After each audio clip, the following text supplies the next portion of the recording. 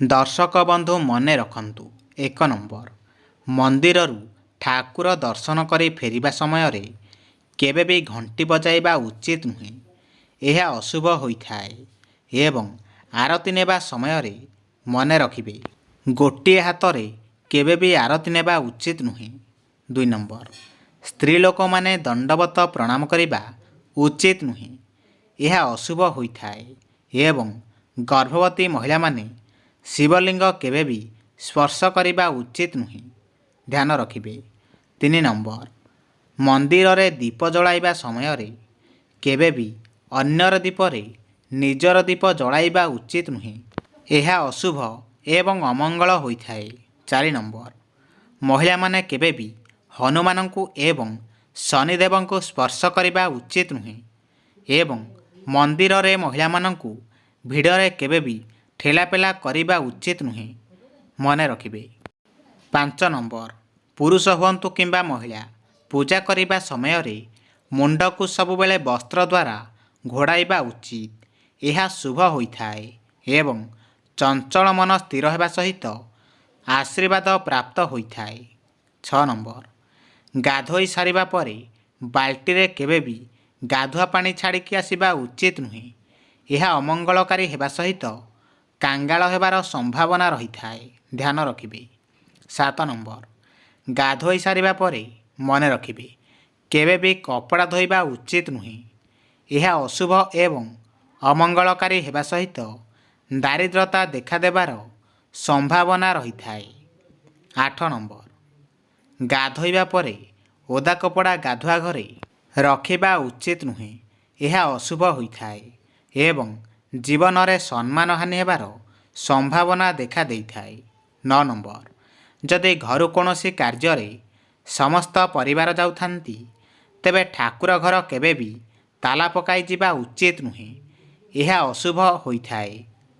10 number, ସ୍ତ୍ରୀ ଲୋକମାନେ ମନ୍ଦିରରେ ନଡ଼ିଆ ବାଡ଼େଇବା ଉଚିତ ନୁହେଁ। ଏହା ଅଶୁଭ ହୋଇଥାଏ ଏବଂ ଅଶୌଚ ମହିଳାମାନେ ମନ୍ଦିରରେ ପ୍ରବେଶ କରିବା ଅନୁଚିତ। ଧ୍ୟାନ ରଖିବେ। 10 ନମ୍ବର, ସକାଳୁ ସୂର୍ଯ୍ୟ ଉଦୟ ପୂର୍ବରୁ ଉଠି ସୂର୍ଯ୍ୟଙ୍କୁ ଜଳଦାନ କରିବା ଦ୍ୱାରା ହୃଦୟ ରୋଗ, ଚକ୍ଷୁ ରୋଗ, ହାଡ଼ଜନିତ ସମସ୍ୟା ଏବଂ ପାଚନତନ୍ତ୍ର ସମସ୍ୟା ଦୂର ହୋଇଥାଏ। 12 ନମ୍ବର, ପୂର୍ଣ୍ଣିମା ଏବଂ ଏକାଦଶୀ ବ୍ରତ କରିବା ସହିତ ମହାଦେବଙ୍କୁ ପୂଜା କରିବା ଦ୍ୱାରା ଚନ୍ଦ୍ରଦୋଷ ଦୂର ହୋଇଥାଏ ଏବଂ ମାନସିକ ରୋଗ, ଭୟ ଏବଂ ଅତ୍ୟଧିକ ନିଦ୍ରାଜନିତ ସମସ୍ୟା ଦୂର ହୋଇଥାଏ। 13 ନମ୍ବର, ମଙ୍ଗଳବାର ବ୍ରତ କରିବା ଦ୍ୱାରା ମଙ୍ଗଳକାରୀ ହୋଇଥାଏ ଏବଂ ଦୁର୍ଘଟଣାଜନିତ ସମସ୍ୟା ଦୂର ହେବା ସହିତ ଉଚ୍ଚ ରକ୍ତଚାପ ଏବଂ ରକ୍ତ ସମ୍ପର୍କିତ ରୋଗ ସବୁଦିନ ପାଇଁ ଦୂର ହୋଇଥାଏ। 14 ନମ୍ବର, ପଦ୍ମଫୁଲ ପୂଜାରେ ବ୍ୟବହାର କରିବା ମଙ୍ଗଳକାରୀ ହୋଇଥାଏ।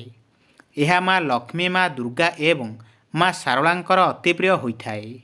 15 ନମ୍ବର, ବୃହସ୍ପତି ଗ୍ରହ ସୁଦୃଢ଼ କରିବା ପାଇଁ ଗୁରୁବାର ଦିନ ହଳଦୀ ଦାନ କରନ୍ତୁ। ଘରର ମୁଖ୍ୟ ଫାଟକ ସାମ୍ନାରେ ଏରୁଣ୍ଡି ବନ୍ଧରେ ହଳଦୀର ରେଖା ଟାଣିଲେ ଘରକୁ ନକାରାତ୍ମକ ଶକ୍ତି ପ୍ରବେଶ କରିନଥାଏ।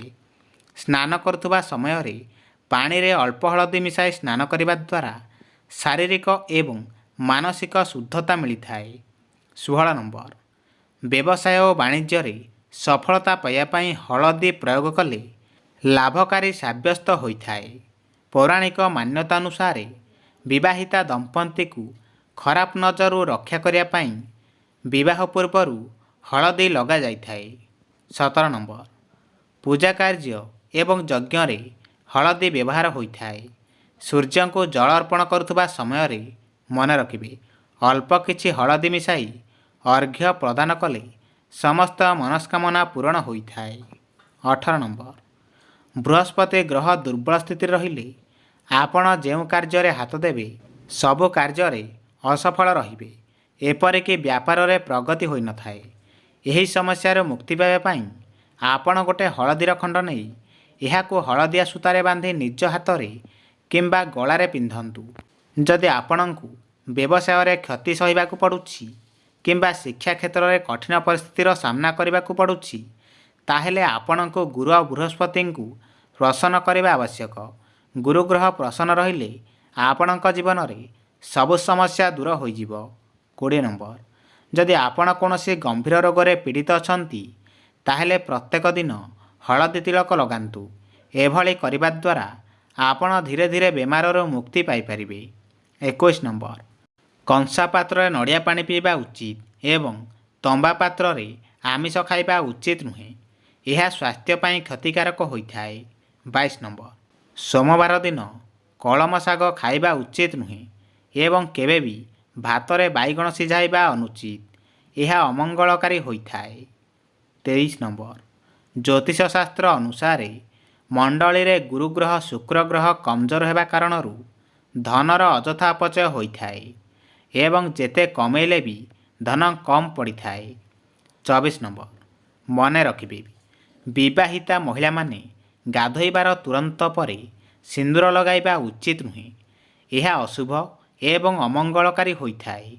ମନରେ ଖରାପ ଭାବନା ଆସିବା ସହିତ ଆର୍ଥିକ ସଙ୍କଟ ଦେଖା ଦେଇଥାଏ। 25 ନମ୍ବର, ଠାକୁର ଘରେ ଠାକୁରଙ୍କର ମୂର୍ତ୍ତି କିମ୍ବା ଫଟୋ ଏପରି ରଖିବା ଉଚିତ ଯେପରି ଗୋଟିଏ ଠାକୁରଙ୍କର ଦୃଷ୍ଟି ଅନ୍ୟ ଠାକୁରଙ୍କ ଉପରେ ନ ପଡ଼େ। ଏହା ବହୁତ ଅଶୁଭ ହୋଇଥାଏ। 26 ନମ୍ବର, ଠାକୁର ଘରେ କେବେ ବି ଠାକୁରଙ୍କର ମୁହଁ ଘୋଡ଼ାଇ କରି ରଖିବା ଉଚିତ ନୁହେଁ ଏବଂ ଠାକୁରଙ୍କ ଆଡ଼କୁ ଗୋଡ଼ କରି ଶୋଇବା ଉଚିତ ନୁହେଁ। ଏହା ଅମଙ୍ଗଳକାରୀ ହୋଇଥାଏ। 27 ନମ୍ବର, ଘର କେବେ ବି ମନେ ରଖିବେ 3 ମାସରୁ ଅଧିକ ସମୟ ଖାଲି ରଖିବା ଉଚିତ ନୁହେଁ ଏବଂ ଘରର ଭଣ୍ଡାର ଘର କେବେ ବି ଖାଲି ରଖିବା ଉଚିତ ନୁହେଁ। ଏହା ଅଶୁଭ ହୋଇଥାଏ। 28 ନମ୍ବର, ଗାଧୋଇବା ସମୟରେ ଝଡ଼ିଥିବା କେଶ କେବେ ବି ଗାଧୁଆ ଘରେ ଛାଡ଼ିବା ଉଚିତ ନୁହେଁ। ଏହା ଅମଙ୍ଗଳକାରୀ ହୋଇଥାଏ। ବ୍ୟବସାୟରେ ବାଧାବିଘ୍ନ ଆସିବା ସହିତ ଜୀବନରେ ଉନ୍ନତିରେ ବାଧାପ୍ରାପ୍ତ ହୋଇଥାଏ। 29 ନମ୍ବର, ଘରେ ନେଉଳ, ଧଳା ପାରା କିମ୍ବା ଧଳା ପାରାର ମୂର୍ତ୍ତିଟିଏ ରଖନ୍ତୁ। ଘରର ମଙ୍ଗଳ ହୋଇଥାଏ। 30 ନମ୍ବର, ଠାକୁର ଘରେ ଶଙ୍ଖ ରଖି ପୂଜା କରିବା ସହ ବଜାଇବା ଫଳରେ ଘରେ ନକାରାତ୍ମକ ପ୍ରଭାବ କଟି ଯାଇଥାଏ। ଏହା କରିବା ଫଳରେ ମାତା ଲକ୍ଷ୍ମୀ ପ୍ରସନ୍ନ ହୋଇଥାନ୍ତି।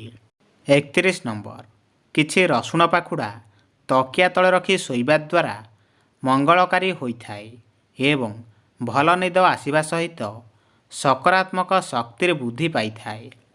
32 ନମ୍ବର, ଶୁକ୍ରବାର ଦିନ ଗୁପ୍ତ ଅଙ୍ଗରେ ଦହି ଲଗାଇ ସ୍ନାନ କରିବା ଦ୍ୱାରା ଗୁପ୍ତ ରୋଗ ଭଲ ହେବା ସହିତ ସୁଖ ଏବଂ ବୈଭବ ପ୍ରାପ୍ତ ହୋଇଥାଏ। ମନେ ରଖିବେ, ଦର୍ଶକ ବନ୍ଧୁ, ଭିଡ଼ିଓଟି ଯଦି ଆପଣମାନଙ୍କୁ ପସନ୍ଦ ଆସିଥାଏ ତାହେଲେ ଚ୍ୟାନେଲକୁ ଲାଇକ୍ କରିଦିଅନ୍ତୁ ଏବଂ ସବସ୍କ୍ରାଇବ୍ କରିକି ପାଖରେ ଆସୁଥିବା ବେଲ୍ ଆଇକନ୍କୁ ଦବାଇ ଦିଅନ୍ତୁ